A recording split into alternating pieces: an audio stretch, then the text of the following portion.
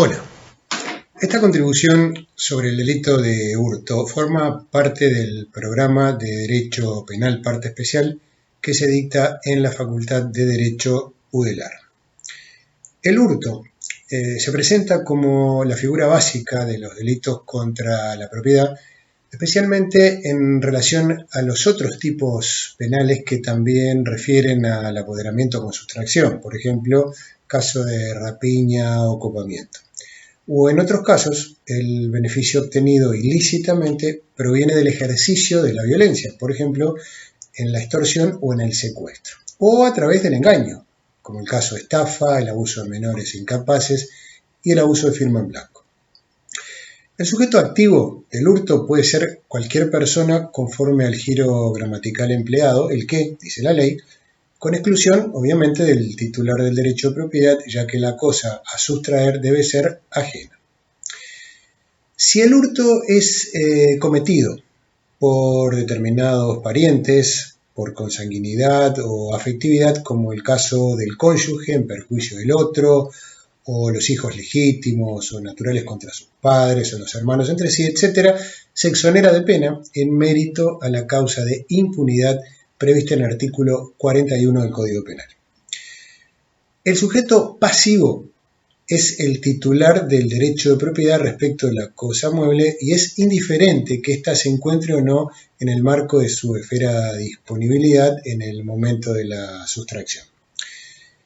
En efecto, puede ocurrir que el titular del bien jurídico protegido, llamémosle en lenguaje coloquial dueño o propietario, haya confiado momentáneamente a un tercero el objeto mueble de su propiedad, sea en calidad de préstamo, arrendamiento o mera tenencia. Si coinciden en el momento de la sustracción la persona, el propietario y el poseedor de la cosa mueble, será sujeto pasivo y objeto material personal a la vez.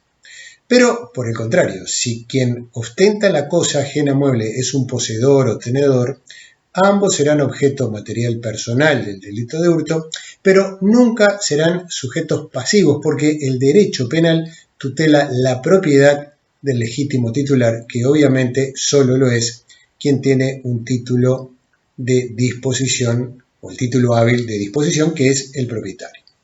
Bien, pongamos un ejemplo. Si el hurto se comete a una persona que tiene en su poder un teléfono celular que le ha sido dado en préstamo, esa persona, poseedor de derechos limitados, será objeto material personal.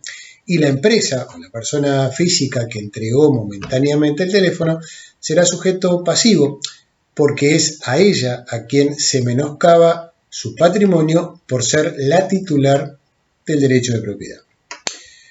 Con relación al verbo nuclear de este delito es apoderarse, con sustracción, que significa poder disponer de la cosa mueble como si fuera su propio dueño, es decir, realizar actos materiales de disposición, disfrutarla, enajenarla, donarla, incluso hasta destruir la cosa. Este es un aspecto muy importante dentro de los elementos del tipo objetivo, sobre todo cuando se analiza el iter crimen para poder determinar cuando el hurto está consumado o cuando hay acción imperfecta que configura una tentativa. Para determinar entonces el alcance del apoderamiento, la doctrina ha recurrido a diversas doctrinas, las cuales suelen invocarse con su nombre en latín, y todas ellas tienen en común que analizan diversos momentos de la acción. Recuerden, primera categoría del delito, acción típica, antijurídica y culpable. La teoría de la aprehensión rei, la primera de ellas, sostiene que el momento del apoderamiento es con el mero contacto de la cosa ajena. Para esta teoría, quien coloca la mano sobre la cartera, sobre la joya, el dinero, que no fuera el suyo propio, ya se apoderó. Por lo tanto, se trata de un hurto consumado. La crítica que se formula es que se trata de un exceso en la protección penal de la propiedad.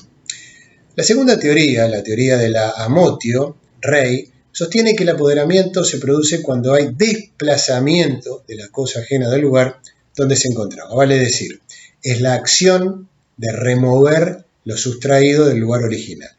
Para esta teoría, el hurto se consuma con la remoción de la cosa. Por ejemplo, quien saca un libro ajeno del estante de una biblioteca y lo guarda en su bolso, configura ya un hurto consumado.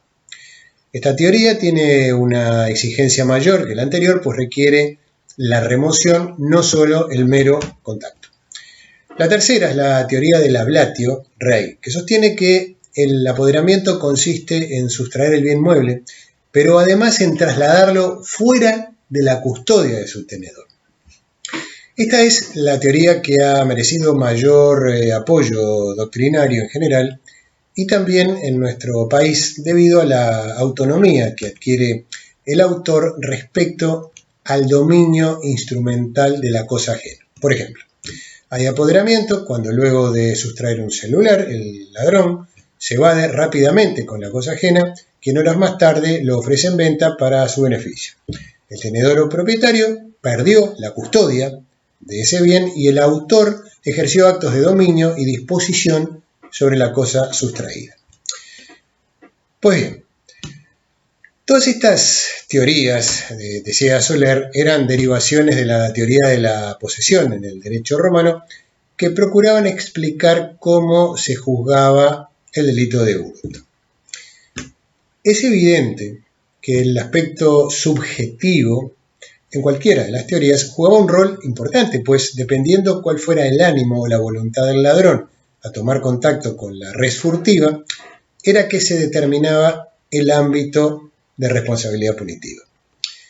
Como decía Carrara, el egregio maestro luqués, hay que tener presente la diferencia entre remoción definitiva y preparatoria. Se llama definitiva la remoción de la cosa que uno quiere robar de veras, decía Carrara, y se llama preparatoria la remoción que el ladrón hace de la cosa ajena, no con el fin de robársela, sino con el de abrirse camino para alcanzar lo que verdaderamente quiere llevarse, como el caso de quien toma una silla para subir a ella y poder llegar al estante donde se hallan los objetos de que quiere apropiarse. El hecho de que se considerara un hurto consumado el mero contacto con la cosa ajena respondía a que en derecho romano no existía la noción de tentativa. Por lo tanto, era necesario anticipar el momento de la consumación, que quedaba configurado solo al tocar la cosa sin necesidad de llevársela. Cuando fue admitida la tentativa y se incorporó como un instituto de derecho en la ley penal, no fue necesario mantener una delimitación tan avanzada del momento consumativo del delito.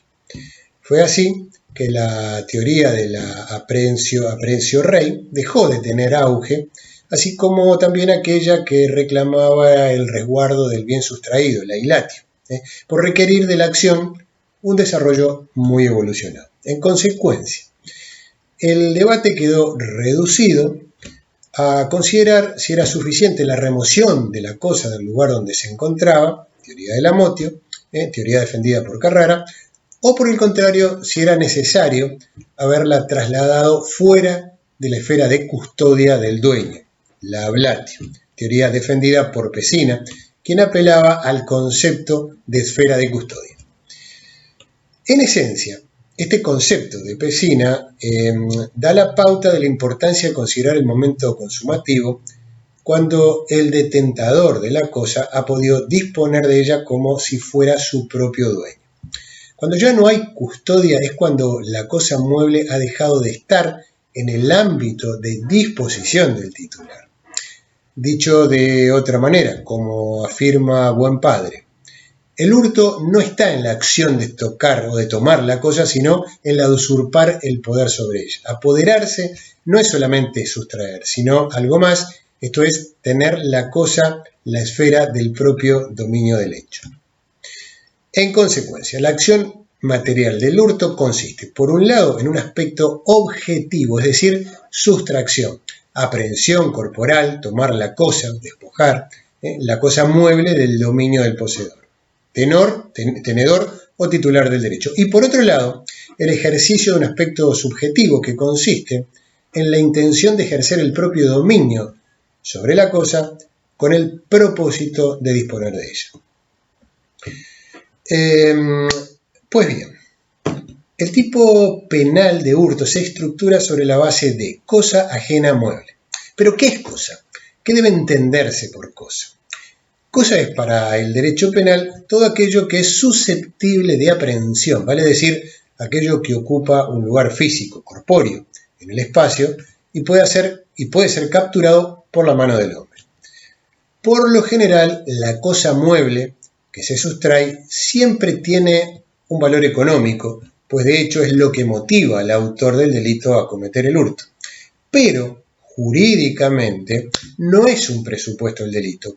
Por lo tanto, también se considera hurto cuando la cosa mueble sustraída tiene un puro valor afectivo o simbólico para el dueño.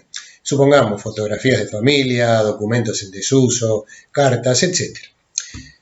O mejor aún, dicho con las palabras de Fontane-Balestre, también son susceptibles de tener valor tutelado por el derecho penal los objetos apreciables científica, moral o efectivamente y los que pueden servir a las personas para satisfacer sus necesidades, usos o placeres. Por lógica consecuencia, se excluye de la tutela penal aquello inmaterial, abstracto, como los pensamientos y las ideas, ya que no pueden ser objeto de sustracción. En estos casos no se configura el delito de hurto, aunque alguien se aproveche de ellas, como por ejemplo cuando se plagia una obra literaria o se imita una marca patentada, etc. Ahora, ello no significa que haya una orfandad de tutela legal, sino que en los casos de afectación a la propiedad intelectual u otras conductas fraudulentas análogas, estas se reprimen a través de leyes especiales. Siendo entonces la cosa mueble algo corpóreo, es indiferente el estado en que se encuentra la materia, por ejemplo, gaseosa, sólida o líquida, como por ejemplo el gas licuado de petróleo envasado o la sangre si está separada del cuerpo humano, envasada en un banco de sangre, laboratorio, etc., o cualquier objeto con valor comercial, incluyendo los productos que la propia tierra produce, como las frutas y las verduras. Con relación a la energía, hay otro aspecto. La energía, dependiendo de sus modalidades, sonora, luminosa, calórica, genética, etc., es considerada una cosa susceptible de aprehensión, pero en estos casos requiere regulación legal expresa. Por ejemplo, para castigar el uso indebido de energía eléctrica, colgarse en la jerga del cable de UTE, fue necesario legislar el artículo 343 del Código Penal que describe como conducta prohibida el uso de la energía eléctrica y el agua potable. También debe excluirse del concepto de cosa la persona humana, pues si una persona es trasladada de un lugar a otra contra su voluntad, se configura el delito de privación de libertad o secuestro, pero no el hurto. Tampoco la persona humana es susceptible de venta. Por consiguiente, en ninguna de estas hipótesis puede considerarse, como decíamos, la existencia de un hurto. Con relación al cadáver como objeto material del delito de hurto, corresponde formular las siguientes precisiones. Primero, la legislación uruguaya no contiene definición sobre el estatus jurídico del cadáver. Segundo, si bien en un ateneo organizado por la Cátedra de Medicina Legal de la Facultad de Medicina, como indica el profesor Guido Berro, se concluyó que el cadáver es jurídicamente una cosa, pero no cualquier cosa, una cosa particularísima, así lo determinó. Se trata en realidad de una definición académica que por sí sola no tiene relevancia para generar consecuencias en el ordenamiento jurídico. Tercero, aunque hipotéticamente se le considerara desde la ciencia jurídica una cosa particularísima, el cadáver, no está en el comercio de los hombres, como sí lo están otras cosas reconocidas en la legislación civil. Cuarto, en las hipótesis de sustracción del cadáver para diversos fines, mutilación, ofensa, ponderación, etc., tampoco se configura el hurto, sino el vilipendio de cadáveres. Artículo 307 del Código Penal. Como afirma Adona, hay otras articulaciones del cuerpo humano que pueden dar lugar al delito, por cuanto estos objetos son cosas que poseen un valor económico. dentadura, etc. En similar sentido, la venta de una momia sí puede ser objeto de mercantilismo y configurar hurto, porque a raíz del proceso químico, el que ha sido sometido el cadáver ha mutado su naturaleza y adquiere un valor económico en el mercado. Séptimo, el cadáver en sí, más allá que se considere o no cosa como cuestión corpórea susceptible de aprehensión, no cumple con el requisito de la ajeneidad, pues el cadáver no pertenece a nadie, le hace a otro. A lo sumo, los familiares del difunto tienen derechos limitados sobre el cadáver en relación al destino, sepultura, incineración, empero en ninguna de las hipótesis le pertenece en un sentido propietarístico. En suma, el cadáver no es cosa mueble ajena y por lo tanto no es susceptible de configurar un delito de hurto. Vimos entonces el significado de cosa para el derecho penal. Ahora veamos el significado de cosa mueble. Esta característica de cosa mueble distingue al hurto de la usurpación, que también es un delito contra la propiedad, pero tutela a los bienes inmuebles. Para el derecho penal, una cosa mueble es todo aquello susceptible de ser trasladable de un lugar a otro, ya sea en forma inanimada, es decir, que requiere de la conducta humana para su movilidad, un libro, etc., una silla, un celular, o voluntaria, como el caso de semovientes, ovejas, perros, vacas, etc. La cosa que se sustrae, además de mueble, debe ser ajena, es decir, aquello que pertenece en propiedad a otra persona. El legislador patrio reafirma la posición de que no es concebible jurídicamente la sustracción de cosa propia cuando al regular las hipótesis de hurtos atenuados, esto es en el artículo 342 del Código Penal, excluye de la punibilidad al propietario de cosas pertenecientes a la comunidad si ésta fuera fungible y el valor no excediera la cuota parte que corresponde al autor del hecho. Quien sustrae una cosa que le pertenece en su totalidad, pero que se encuentra legítimamente en poder de un tercero, no comete hurto, pero incurre en otro delito que se denomina justicia por propia mano, artículo 198. Por ejemplo, quien para recuperar un objeto de propiedad dado en préstamo lo sustrae a su legítimo poseedor sin acudir a la vía legal respectiva. Sin embargo, no incurre en delito alguno el propietario que actúa en el marco de la legítima defensa, recuperando un bien de su propiedad luego de un arrebato por parte de un tercero que procura la sustracción. El título de legitimidad para poseer la cosa mueble excluye toda hipótesis de responsabilidad por el penal, por el delito de hurto, y en todo caso desplaza el reproche punitivo a la figura de la apropiación indebida, si es que se dan los presupuestos normativos que reclama la respectiva figura penal, ¿verdad? Es otra hipótesis donde se tiene la cosa en su poder. Hay cosas, sin embargo, que no pertenecen a nadie. El agua de la lluvia, animales salvajes, los peces de los mares, los ríos. Por lo tanto, si alguien recoge alguna de estas cosas de la fauna o de la flora que no es de dominio público ni privado, no comete delito. Quien recoge piedras de una playa tampoco comete hurto, por más que la playa sea de jurisdicción naval, salvo que la sustracción sea de tal magnitud, obviamente, que desnaturalice el paisaje o genere consecuencias en la contención del mar. Tampoco hay sustracción ni delito cuando se trata de cosas abandonadas por su dueño ni las cosas perdidas. Digamos, estamos en otra esfera cuando nos referimos al error. El error, de hecho, es causa de inculpabilidad. Puede ocurrir que una persona, inadvertidamente, se lleve un abrigo que no le pertenece debido a la similitud del talle y color. Si bien el abrigo es cosa ajena mueble, empero se exime de pena al autor por tratarse de un error en el elemento constitutivo del delito. Ahora veamos algunas características del tipo subjetivo. El delito de hurto se comete a título de dolo, es decir, con la intención ajustada al resultado de querer sustraer la cosa ajena con apoderamiento. Es admisible el dolo eventual, por ejemplo, cuando el autor se representa que la cosa a sustraer es ajena, aunque no tenga la certeza, por ejemplo, quien sustrae de un escritorio una lapicera por ser similar a la suya y luego no la devuelve.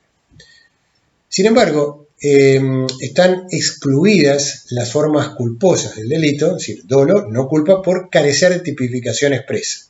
Y además, como dice Fontán Balestra, porque no es imaginable un acto de apoderamiento con imprudencia, negligencia, ni aun por ligereza. Estas actitudes mentales no se concilian con la idea de apoderarse.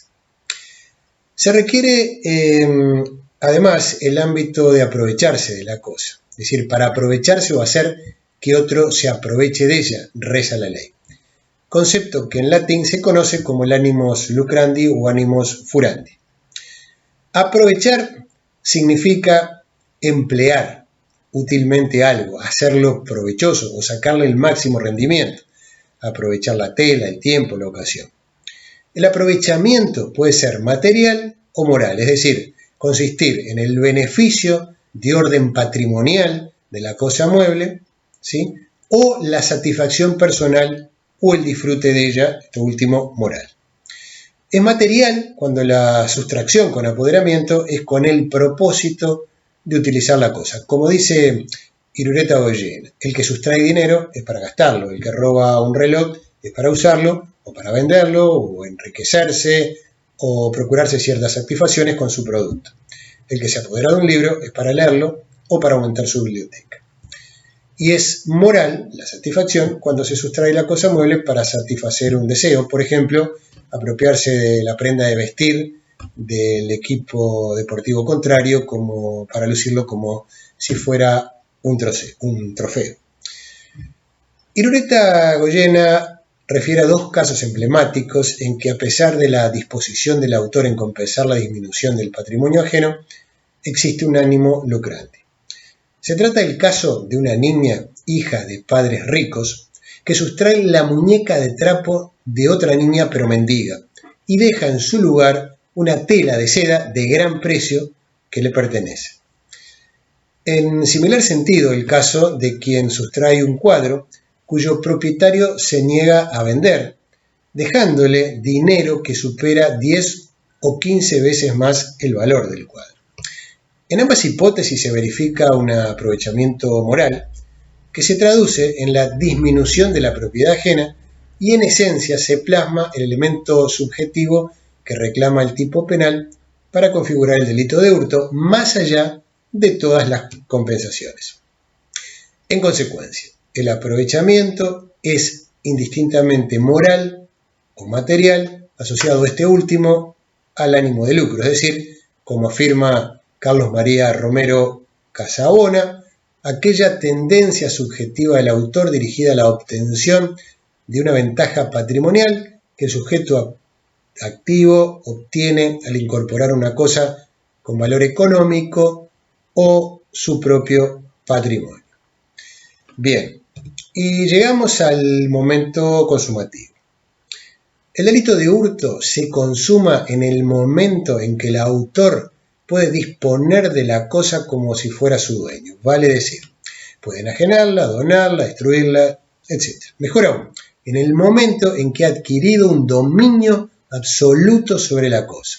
Mientras ello no ocurra, es decir, si el sujeto activo aún está bajo la esfera de vigilancia del propietario o es perseguido por terceras personas para recuperar lo sustraído, amigos, vecinos, policía, etc., el delito no se habrá consumado y en todo caso se perfila en grado tentativo.